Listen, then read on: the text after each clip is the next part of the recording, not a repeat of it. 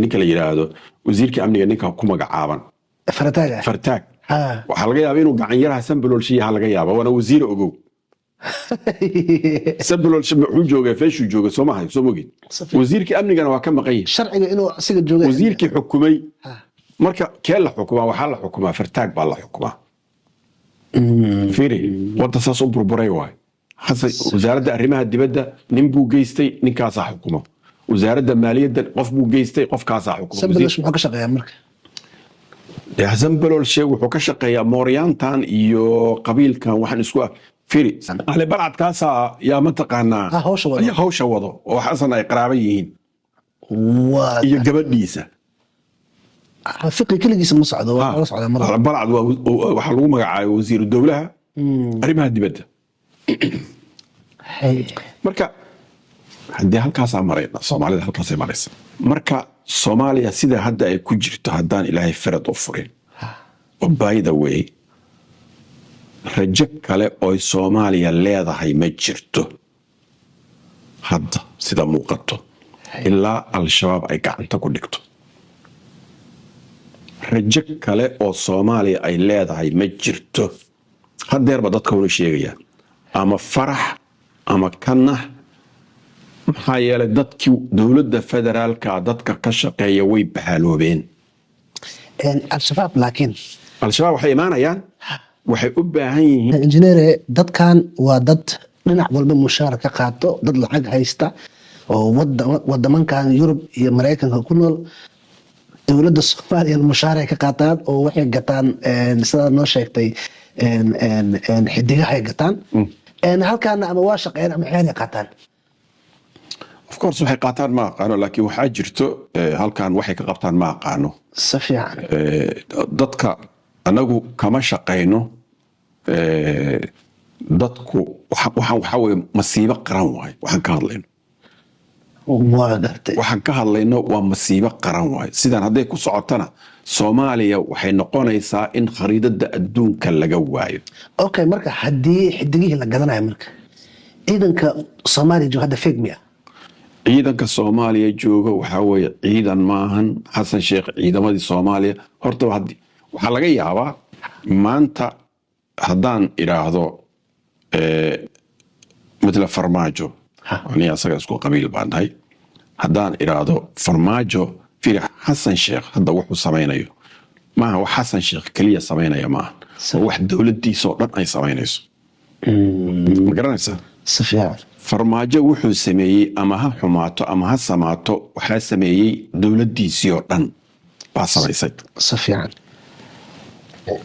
wax sidaadaba intii Soomaaliya ay jirtay oo burburkii laga soo bilaabo wax ciidan la dhihi karo oo si ciidan ah wax ciidan la dhihi karo waxa ka jiray nimankii gorgor ahaa ee Turkiga ay soo tababareen iyo nimankii kale oo haramacadka ah oo ayaga laftooda ay Turkiga soo tababareen mushaar fiican inay qaadan jireen baa u maleynaya tababarna way haysteen oo Turkiga dawlad weyn ah baa soo tababartay waxyaabahan Ethiopia iyo Uganda iyo lagu soo tababarayo Uganda waxa weeye waa mafia waay madaxweynaha dhan 32 sano jooga hadda waa burcad waay qofka la hadlaana waxa weeye wadankiisa 6 saac u toogtaa waa mafia waay mafia weyn waay garanaysaa waa dilaalka reer galbeedka waay ciidamada caloosh u shaqaystayaashana asagaa diyaariyo meel kastoo la geenaya wadamada Afrika ciidamada Soomaaliyana waa aragtay mar walba asagaa u badan safiican sababtoo waxaan xagga ka furan Uganda ka furan meel ciidamada caloosha u shaqaystayaasha lagu diyaariyo waa gartay maadaama dal Afrika oo iska dabcan fiiri ciidamada Uganda lagu tababaro saraakiil finish baa tababarkooda ka qayb qaato saas bogta ana Yurub oo dhan baa ka qayb qaadato Yurub oo dhan baa waxay u diraan khubro military safiican marka ciidamada marka meesha ciidanka sidiisa markii la rabo ciidan in la tababaro ciidanka waa in cadowgiisa loo sheegaa waa gartay ciidan haddii la tababarayo adiga gaajo markay ku hayso inaad raashin cunto maaha waa saasoo kale camal oo kale ciidanka markii la tababarayo horta sababta loo tababaraya maxay tahay cadow bay leeyihiinoo loo tababaraya wadankan Finland ciidamadooda looma tababaro inay Maraykan la diriraan ma loo tababaro looma tababaro inay Sweden la diriraan ma loo tababaro sabab cadow kuma aha waxaa loo tababaraa wadanka Ruushka oo hadda ka horna dee intaasoo jeer ay la dirireen Sweden mar bay qabsatay ayay Ruushka ku dirireen meeshaan oo Sweden ay finishka finishka la qabsada Sweden baa ku soo duushay oo finishka qabsatay oo muddo haysatay laakiin hadda cadow kuma aha laakiin Maraykan Ruushku waxay u arkaan in cadow koowaad marka ciidamada wadankan waxaa loo tababarayaa Ruushka loo tababaraya inay iska difaacaan sababtoo Ruushka lagama aamin qabo inuuna wadankan soo weerarin lagama aamin qabo finishka kama aamin qabaan inuuna Ruushku soo weerarin kama aamin qabaan sabab hadda ka horba uu soo weerarday marka ciidanka Soomaaliya markii la tababarayo waa in loo tababaraa cadowgiisa oo la yaqaano cadowguna ma noqdo gudaha cadow ma jiro cadowga gudaha waxa weeye booliska ayaa waxa ka shaqeeya oo tuugaga iyo wixii noocaas qabto haddii jabhad la dirayana ciidan gaar ah baa loo diyaariya marka ninka Uganda lagu tababarayo wuxuu barayaa cadowga uu sheegaya waa wiilkii ka yaraa oo al-shabaab ah kan la tababarayo Uganda lagu tababarayo waxaan shaki ku jirin ama walaalkii ama ina adeerkii ama abtigii ama ina abtigii ba shabaab ku jira Soomaa shabaab ay ku jiraan marka maxaa loo diyaarinayaa qofkaas tababarkiisa muxuu noqonayaa waxa ma noqonaya nin walaalkii ka yar inuu dilo loo tababaray moraal ahaan moraal ma heli kara uu ogyahay waxa loo tababaray inuu yahay qof Soomaali ah oo kale oo qaraabadiisa ay ku jirto ayaa loo tababaraya marka principal waxa tababaraya yaa waaye waa qof ayna isku diin ahayn isku af ahayn isku dal ahayn isku midab ahayn sababta nin finish sarkaal marka halkan laga diro oo la geeyo Uganda oo uu ku tababaro ciidamo wiilal dhalinyaro Soomaali ah doesn't make any sense waxaan ku weydiinaya engineer waxaa dhacday maalin dhexdaas nin askari ah ama macawisley ah sida loo yaqaano inuu baraha bulshada ka soo muuqday asigoo leh waxaan la dagaalay al-shabaab saacado kadibna asigoo booshkiisa iyo qorigiisa wato shabaab la joogo calankii shabaab hor yaallo ayuu haddana shaashadaha ka soo muuqday isla maalin kadibna asigiioo qabiilkiisa ama tolkiisa dhex joogo oo qorigiisa iyo wixiisa wato ayuu haddana shaashadaha ka soo dhex muuqday ka ciidan ahaan marka experience-kaada marka ninkan dowladdii way soo dhaweysay waxay dhahday dabcan al-shabaab afariin dhex mirsanaysay waana soo sii daayay marka ka waran arrintaasoo kale marka madaxweynaha Soomaaliya tabinkaas wax ka daran samaynayo waxaad ka hadlaysaa kaas madaxweynaha Soomaaliya shalay talo wuxuu lahaa Itoobiya cadow nagu bababa meel lagu heshiiyey ma jirto wadankii haddana wuxuu leeyahay walaalaheen way waka xaaskii abay mataqaana inuu mataqaana soo dhunkanayay la yaabay dadka ay yaabeen madaxweynihii baa yaa ka daran waxaad ka hadlaysaa nin taas waxay ku tusaysaa dadnimada iyo dhaqanka Soomaaliya yaa la wuxuu yahay ku tusaysaa saacadda ku xigta wax kale saacadda ku xigta wax kale waa saasoo kale saacad dhulka dowladda la dhacaya saacadda ku xigta waxa leeyahay dowladnimada ka shaqeynayna dalka laakiin madaxweyne bas ma laha ra'iisul wasaare uu leeyahay Xamza Barre ma qaban kara miya waxa u maleynayaa Xamza Barre kulay maamulada ayaga iska kaanoog Xamza Barre ra'iisul wasaare waaydi Xamza waxa sheegay Dani baa sheegay oo yiri guriga Xasan Sheekh buu ka shaqeeyaa sideedaba Xamse hadda waxa lagu tiriyaa familka Xasan Sheekh ma soo korsaday ma waxba qaraabay yihiin I don't know maxaa dhacay ra'iisul wasaare ah waa sidoo bacdaha Soomaaliya hadda waqtigan xaadirka baarlamaan ma jiro ra'iisul wasaare ma jiro golo wasiir ma jirto familka xasan sheekh iyo inta ka agdhow ayaa soomaaliya hadda dowlad ka ra-iisul wasaare muxuu qabtaa marka waxba ma qabtadii xamse wax ma qabtadii shaqa la'aan waay xamse waxaa waaye mushaarkiisaasna wuu qaataa si fiican marbar meelna waa la geeyaa waa boombala camal oo kale waay markuu imaaday abiy axmed hataa ma kasoo muuqan maba jiraba dee fiiri ra-iisul wasaarihii lama arki wasiirka amniga lama arki wasiirka amniga fartaag meel ma ku sheegi kartaa waxaa laga hadlayaa amni baa laga hadlayaa ma garanaysaa waxaa jooga sambalolshaa jooga oo mataqaanaa malaa asagaa wakiilka ah ma garatay gacanyaraha sambalolsha inuu yaha laga yaabaa ninka la yidhaahdo wasiirka amniga ninka ku magacaaban fartaag waxaa laga yaaba inuu gacanyaraha sambalolsha yaha laga yaaba waana wasiir ogow sambalolsha muxuu jooga feeshuu jooga soo mahay soo mogid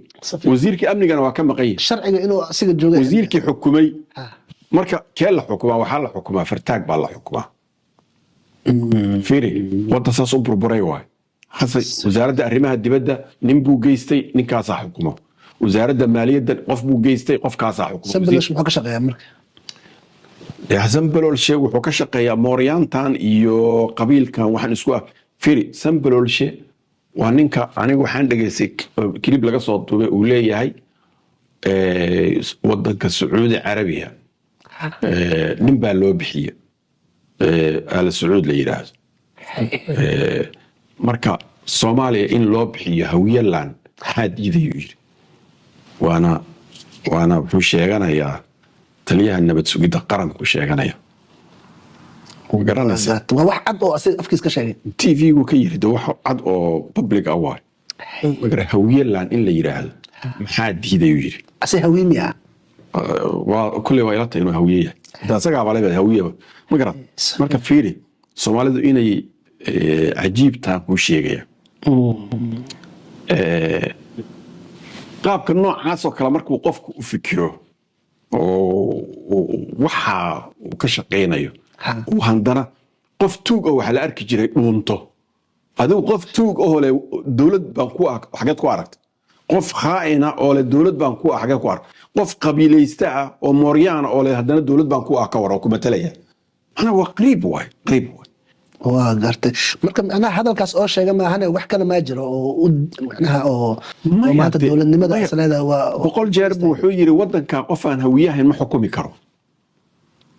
hadda wadanka wuxuu u yaqaanaaba u malay bakaaro hadduu u joogo 91kii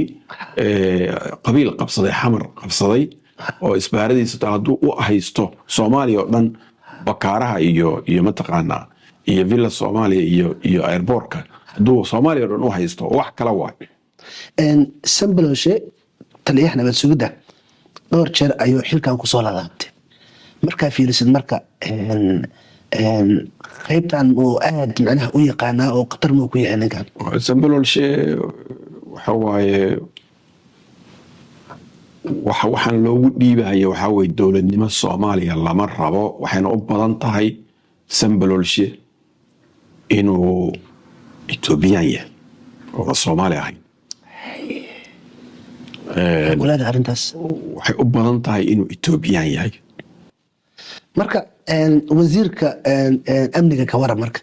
muxuu ka shaqeeyaa haddii uusan macnaha wadanka warkaynin fiiri waxaa la samaynayaa waa number bay dhahaan number qof baa waxaa la leeyahay wasiir baata waxaa keliya asaga oo uu helaya waxaa weeye mushaar iyo wixii la mid ah laakiin shaqadii wasiirnimada dad kalaa qabanayo xasan sheekh uu qabanayo sida hadda taagan waay ra-iisul wasaaraha shaqadiisii qof kalaa u hayo wasiirka arrimaha dibadda shaqadiisii qof kalaa u hayo wasiirka gaashaandhigga qofuu ku kalsoon yahay hadduu hayana waa okay waay wasiirka maaliyadda qofuu ku kalsoon yahay baa hayo hadda fiiri wasiirka arrimaha dibadda ma maqlaysid nin la yiraahdo xoosh miyaa la dhaha muxuu ahaa balcad miyaa la dhaha walba waxaas wasiirka arrimaha dibadda wasiirka arrimaha dibadda soomaaliya fiqi waaye arrimaha dibadda waa fiqi sooma dee fiqigu asaga waa mooryaantiisa waaye dee si fiican waa xisbigiisa waay si fiican marka laakiin sida muuqata fiqiga laftiisa نكلو بلعد اللي بلعد يعني علي بلعد ها wuu daba socdaa ma aqaan ها علي بلعد ها wuu fiqiyo daba socdaa ma aqaan wuxuu ka daba haay ma aqaan علي بلعد كاسا يا متقانا hawsha wado يا هوشة وضو وحسن أي قرابيين waa يا قبل ديسة fiqi keligiisa ma socdo waa la socdaa mar walba بلعد وحلو مقع وزير الدولة أريمها دبته Hay. مركا haddii halkaasaa marayna soomaalida halkaasay maraysa marka farataag marka jubbaland wuxuu ka ahay wasiir weli wasiir madaxweyne ku-xigeen madaxweyne ku-xigeen oo ka ahay waxna kama qaban jirin haddana federaalka wuxuu ka yahay wasiirka amniga waxna kama qabto sidaa sheegtay marka dadkiisa marka yaa u maqan marka laakiin waxaa la rabaa qofka mataqaana waxaa la rabaa hafaryo waxa la yidhaha jirta moogta waa la hafrayaa anaa reer hebel kursi baan siinay laakiin qof baa bes ahaa la shaqaalaysiiyey sida de xamse yiri hadda xamse wuxuu ka soo joogaa jubbooyinka soo moogin safiya xamse dabcan jubbooyinka soo jeeda saan qiyaasay hadda jubbooyinka xasan sheekh inuu weeraro jubbooyinka uu ku weeraro ciidamo ku weeraro oo mataqaana axmed madoobe uu yiraahdo xukunka ka tuuraya ayadoo waxaan lagu heshiiyey 4.5 waxa loo bixiyey waxa weeye waxbaa la isku darsanayaa aniga waxbaan kugu darsanayaa safiya garanaysaa safiya laakiin isbaara dad ii dhigata ka war suuragal maahan suurtagal maahan marka axmed madoobe inuu weeraro oo intuu balfiiri kismaayo iyo xamar inta u dhaxaysa ma u haysto xasan sheekh safiya al-shabaab baa haysto ayadaway garanaysa waa gobolka shabeellada hoose ayay dowladda ciidamada ugandhayska iyo meelo ka joogaan gobolka jubbada hoose shabeellada hoose waxaa ku xigo gobolka jubbada dhexe dhammaan gobolka jubbada dhexe oo dhan al-shabaab baa haysto muxuu ka doonay meesha la yidhaahdo raaskambooni firi edabdarada halkay marayso hadduu dowladnimo rabo dowladnimada maxay tahay okay waxaa kusii xigo gobolka jubbada hoose safiya gobolka jubbada hoose waa 5 magaalo waay 3 ka mid ah al-shabaab baa haysto gobolka jubbada dhexe ee axmed madoobe joogo 3 ka mid ah meesha la yiraahdo bu'aale bu'aale maahan meesha la yiraahdo meesha xeebta agteeda ku taalo Kismaayo markii la dhaafo meeshan la yiraahdo la 3 magaalo xagar iyo magaalada la yiraahdo midaan maaldoota dagaaladu agteeda ay ka dhacayeen magaciisa maxaa ahaa meesha raaskambooni u dhow ma aqaano meeshaasna magaalo kale ku taalo iyo magaalo kale oo jilib iyo waxay u dhaxaysaa iyo Kismaayo u dhaxaysaa jamaame ayaga haysto aduu gobolka jubbada dhexe waa 5 degmo 3 ka mid ah al-shabaab baa haysto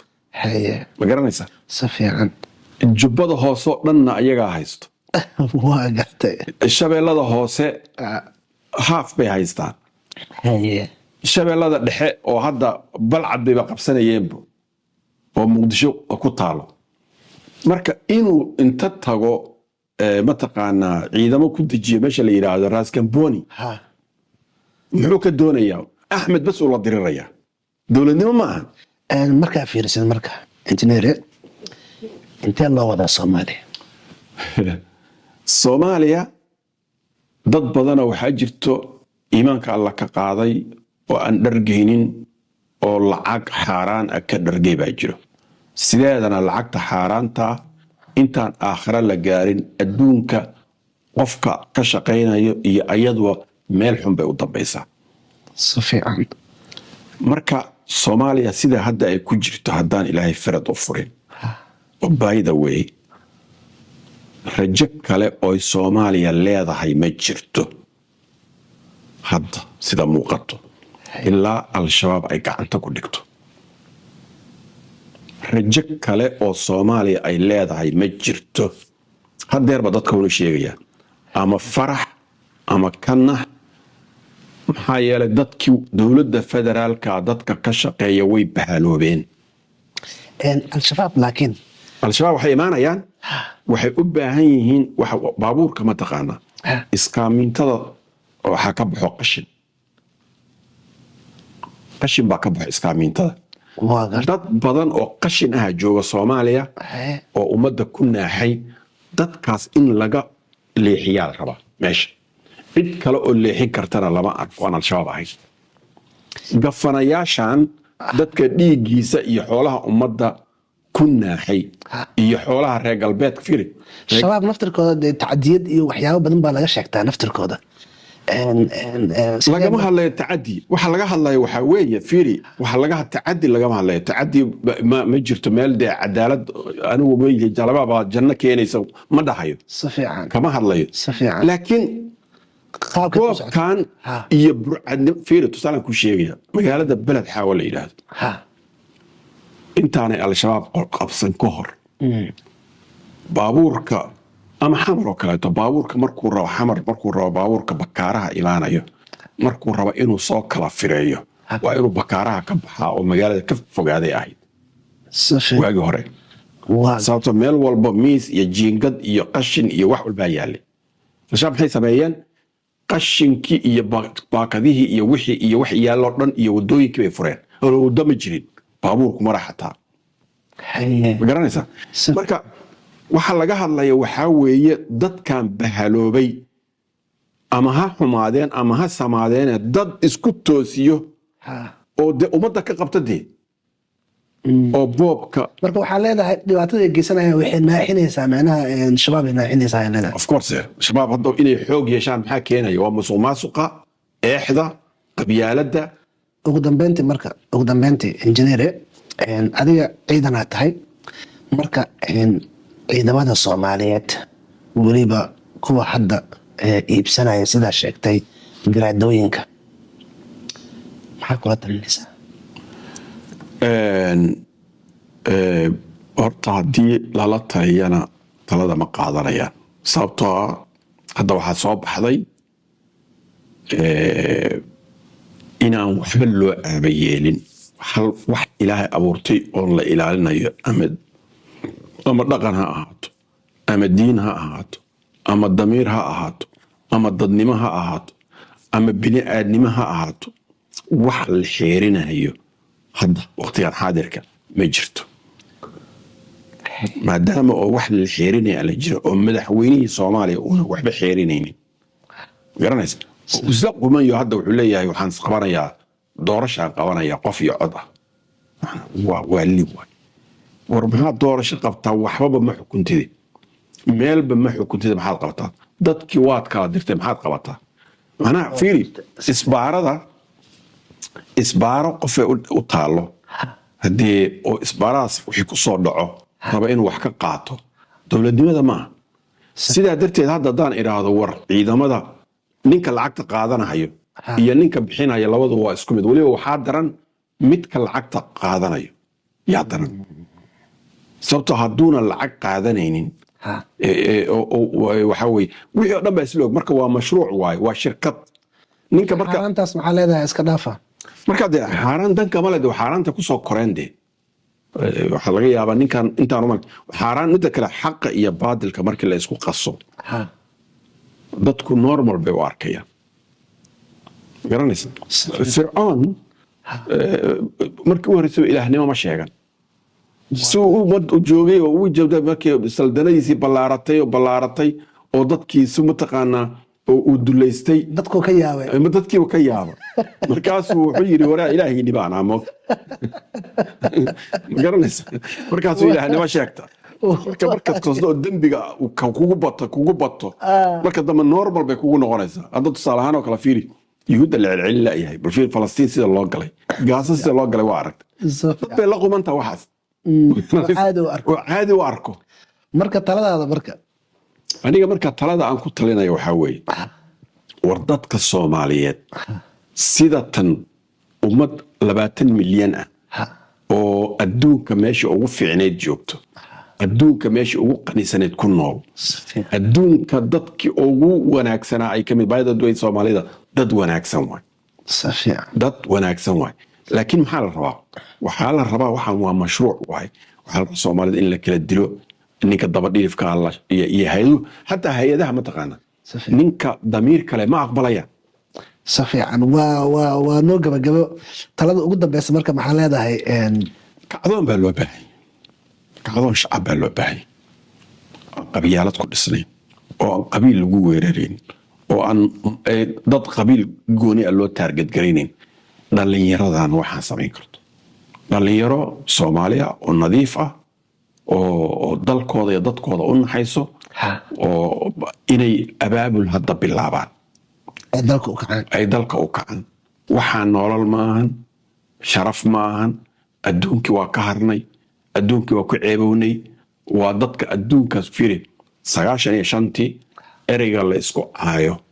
ee ugu xun wadankan Soomaali buu noqday 95kii 95tii marka inaan labisnaano oo dhar fiican qaadano oo xaragoonno oo Soomaali ahaato saama sababta qofka adduunka ugu dulisan oo ugu liito qaxootiga ah aan israbin oo isdilayo bilaa micno oo isdhacayo oo isbaara isu dhiganayo oo isduleysanayo oo cadawgooda la shaqaysanayo oo cadawgoodii ma taqaanaa saaxiib ka dhiganayo si ay u helaan shilimaad yar Soomaalida waa injineer aad iyo aad ayaa u mahadsan tahay daawadayaal intaa ka kulmi doono waxaan dhaafnay salaanta islaamka assalaamu calaykum waraxmatullaahi wabarakaatu